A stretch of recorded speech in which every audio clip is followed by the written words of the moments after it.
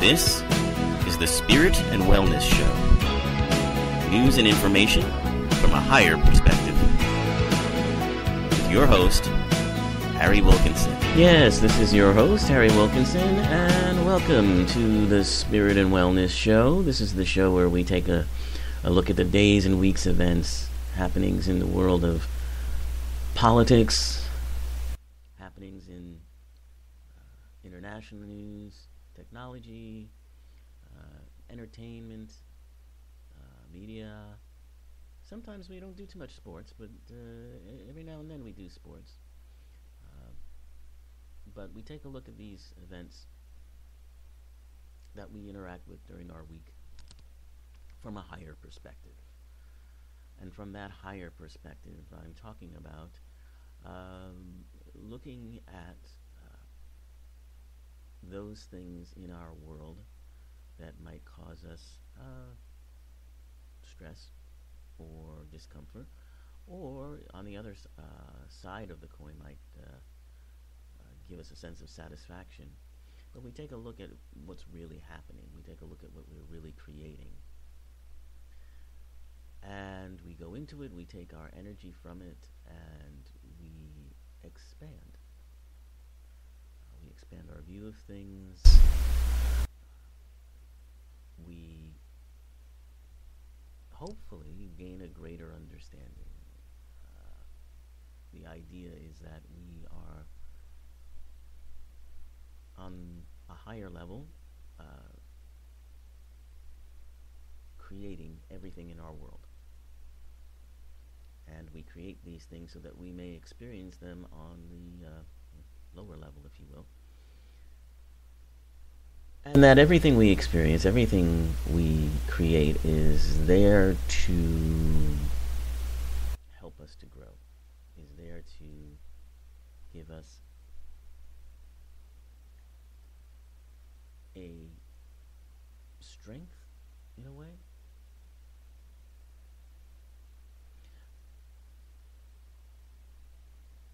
Everything that we create is there to support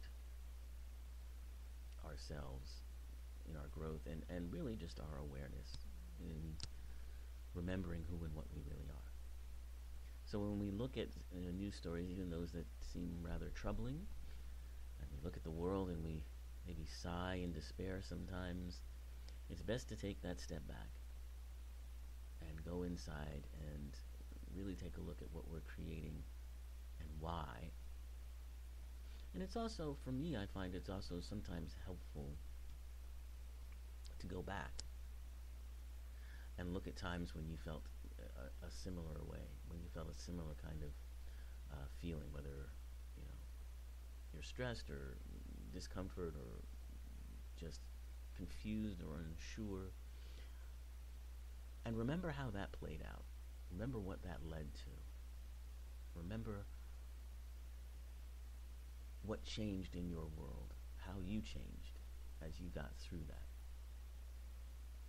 Right? Because you got through it. And maybe you're back again in somewhat the same spot, but you got through it. And think about how you did that. And this is not to say that it will be the same, this time around. More than likely it'll be very different. But you'll see a pattern, is what I'm trying to say. You'll see a pattern of change and growth and maybe even lessons learned, though I'm not so sure that it's as much about learning lessons as it is about experiencing things and having that feeling of growing into something that you didn't really know you could be. So yeah, that's a lot of heady stuff to talk about, especially when we're used to looking at the world a certain way, and we're told that things are getting tough out there, right? Things are not where the world's gonna just fall apart any day. Everything's gonna blow up. We're told that. Maybe not told it in so many words, although sometimes that happens, but in the tone of how, for instance, news reporting happens, in the way that important issues in our world are talked about and dealt with. There is a sense of, almost an apocalyptic sense in a way, which is very interesting, during this period of time, which I've often called the transition era.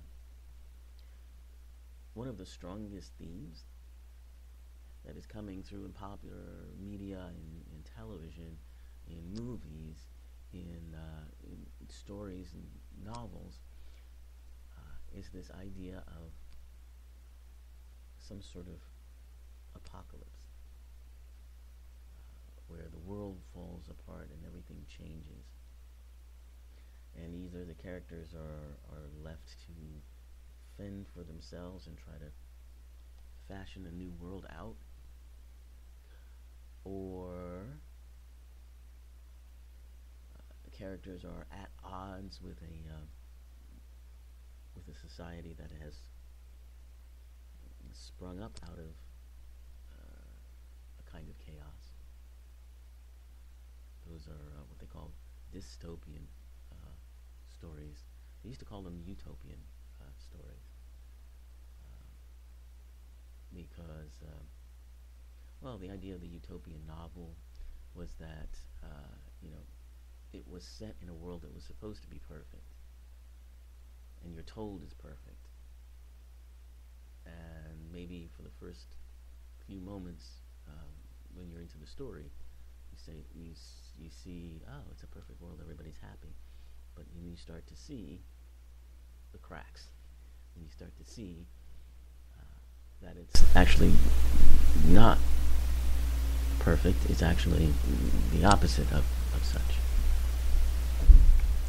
But anyway, now it's more, people use the term dystopia for that. But it's just interesting that I think what we're telling ourselves through these stories, and even through our, non-fiction stories, if you will, that we tell, about our political world,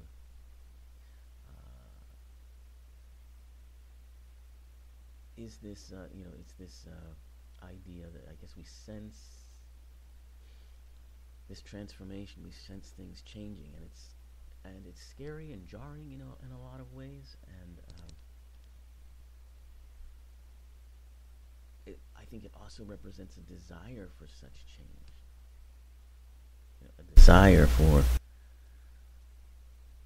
those things in the world that seem to drag you down, being sort of swept away. I think there's an element of that too. But it's fascinating. I think it does come from this sense of transformation that's happening.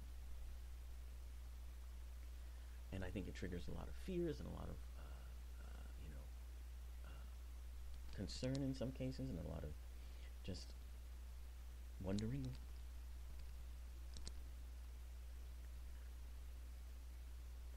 So it's fascinating to think of, of how, for instance, when they talk about our president, our new president, Donald Trump, and how he's, changing everything. He's going to destroy, some people are saying he's going to destroy this country, a lot of people up in arms about that. Others are rooting for him to do just that, to destroy government as we know it and remake it in his own image. It's that kind of bombastic sort of thing that's going on these days. And it is, I do believe it is part of the transition era, and I do believe that in this transition era there are institutions that will falter and fail and remake themselves because it's all part of the process. Do we know, with any certainty which ones they are or which ones they should be? Maybe not. But certainly it will become more clear as time goes on.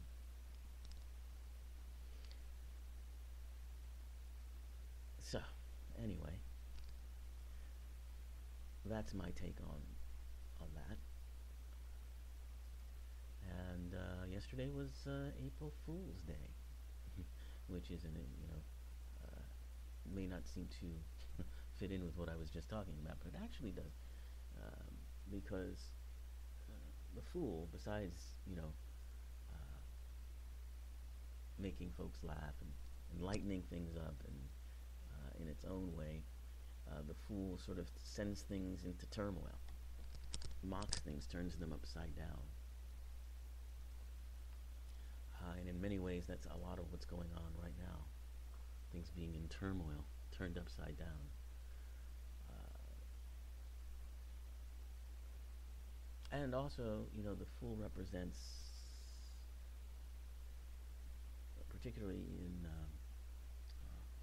mystical readings that relate to things like the tarot, the fool represents, sort of charging into the unknown, but happily, without a care in the world, if you will, not worried about anything, just going into the unknown, and not knowing what you'll find, and being okay with that. It's a sense of freedom, If you have ever seen the tarot card picture of the fool, it's a young man wearing, he's got a bag with a stick through it, and he's holding on his back. That's all of his possessions. And he's walking along with his dog happily following him along, and it looks like he's about to walk off a cliff. But you just don't know how that's going to play out. But that's that sense of the fool. And in many ways, it's an energy we can benefit from if we are brave enough. And that brings me to our topic of mysticism, mystical experiences. We've been talking about that. This is our second episode, in discussing what mystical experiences are and the different types of mystical experiences, and scientific evidence behind them. There's been a lot of neurological research involving the brain and the temporal lobe, which seems to be connected to mystical experiences. That area of the brain apparently lights up and changes when people are involved in things like meditation, or they're having some kind of visionary experience. So there's a very real, biological, neurological, physical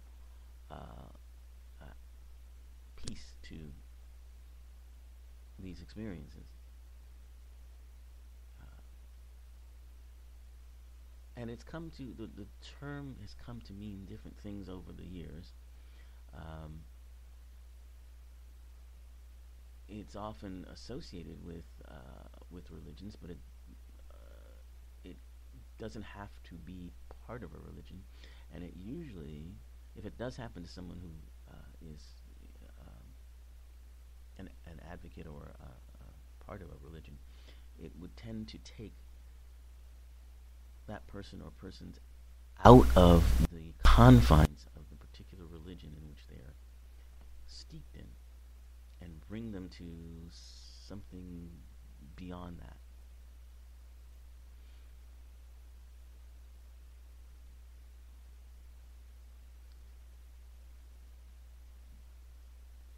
So, in our discussions about the mystical experience, we talked about the different